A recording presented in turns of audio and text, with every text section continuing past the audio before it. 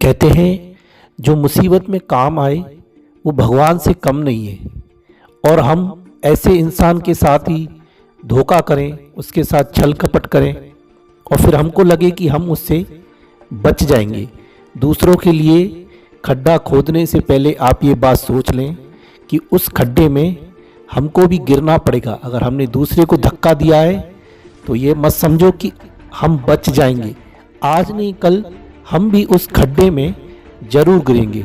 आपको एक हकीकत और सत्य और सच्ची घटना सुनाते हैं। एक व्यक्ति था बड़ा गरीब और उसको धर्मपत्नी भी थी लेकिन संतान की प्राप्ति नहीं थी और वह बड़ा परेशान था, पैसों की बड़ी दिक्कत थी।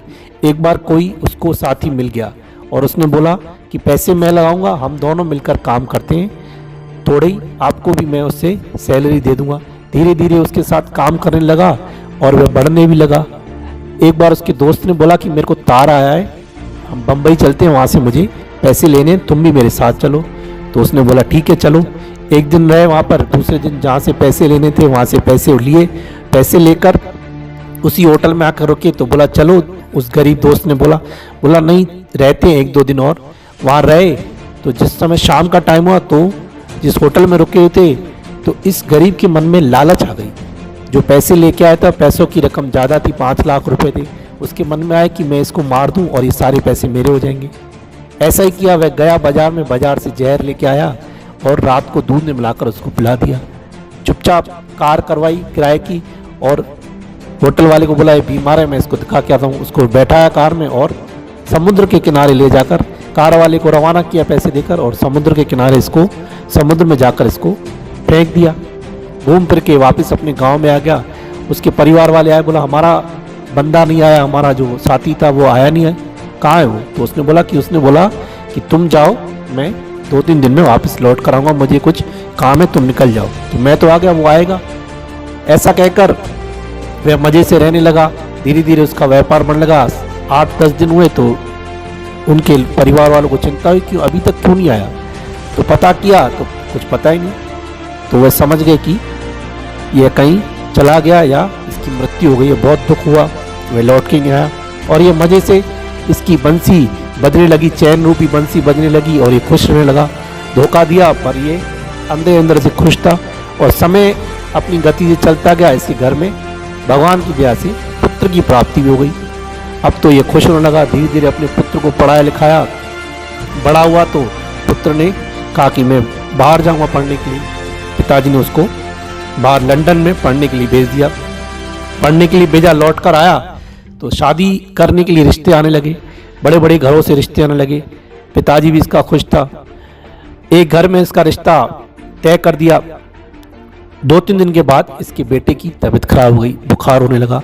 बुखार हुआ, बुखार इतना 102, डॉक्टरों को दिखाया, दवाई दी, कुछ दिन में ठीक हुआ। लेकिन फिर 2-3 दिन के बाद बुखार हो गया। फिर डॉक्टर दिखाया पर अब तो बुखार बढ़ने लगा। 102, 104, 105 तक बुखार चल गया। डॉक्टर ने बोला इसको बड़ी बीमारी हो गई है, हमारे बस की बात नहीं है, आप इसका इलाज कहीं और कराओ। पैसे तो थे, उसको लेकर वह स्विट्जरलैंड गया। स्विट्जरलैंड में इसका इलाज करवाया। 1 साल तक रहा पर उसकी कोई बीमारी हाथ में नहीं आने के कारण धीरे धीरे डॉक्टरों ने वहाँ के जवाब दे दिया। बोला आप इसको ले जाओ, हमारे बस की बात नहीं है, आप इसको वापस भारत ले जाओ, वहीं जाकर इसका इलाज कराओ, बाकी भगवान के भरोसे रहो। जैसे तैसे वापस वहाँ से लेकर इसको भारत में आया। इसका इलाज यहाँ कराया पर वह ठीक नहीं हुआ। डॉक्टरों ने बोला अब ये 1-2 दिन का मेहमान है। यह सब सुनकर रोने लगे।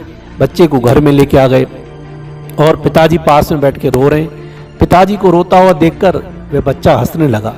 बच्चे को हंसता हुआ देखकर पिताजी समझ गए कि बुखार इसके दिमाग में चढ़ गया है, अब ये पागलों की तरह हंस रहा है। तो पिताजी ने बोला क्या हुआ, आपको क्या लग रहा है, तुम ठीक हो रहे हो, तुम इसलिए खुश हो रहे हो? बोला नहीं, तुम मुझे ठीक से गौर से देखो कि मैं कौन हूँ।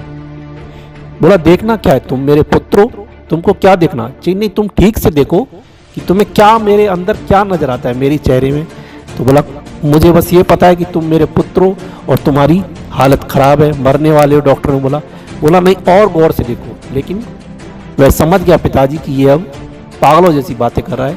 फिर उसने हंसते हंसते बच्चे ने बोला मैं वही हिस्सेदार हूँ जिसको मैंने तुम पर काम पर लगाया था और तुम्हारे साथ मैं बम्बई चला था, जहाँ तुमने मुझे जहर देकर मार दिया। यह सुनकर उसके कान खड़े हो गए, आंखें उसकी जो रो रही थी वो चुप हो गई, फटी की फटी रह गई।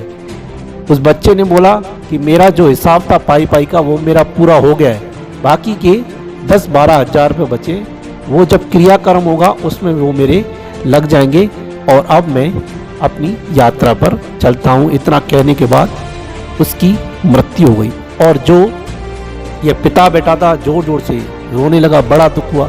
जैसे तैसे उसकी अंत्येष्टि क्रिया कराई, उसका सब कुछ क्रियाक्रम करा के वापस घर नहीं आया, वहीं से वह जंगल की ओर निकल गया। बुरे कर्मों का फल, बुरे पाप का फल भोगना पड़ता है। कैसे भोगना पड़ता है? देखो, थोड़े से जिसने मदद की, जिसने साथ दिया, उसको ही उस इंसान ने, भगवान ने मुसीबत के टाइम उसको भेजा था, पर इसने क्या किया? उसको ही मार दिया। परिणाम क्या हुआ? कुछ टाइम सुख से रहा, लेकिन यह है सच्ची और हकीकत की घटना। हमारे साथ भी ऐसा ही होता है। हम सोचते हैं कि किसी के साथ छल करेंगे, कपट करेंगे, धोखा करेंगे तो हम बच जाएंगे। ऐसा नहीं है। जब भगवान राम ने बाली को छुप के तीर मारा था तो वही फिर द्वापर में बाली ही शिकारी होके आया और भगवान को आकर तीर मारा।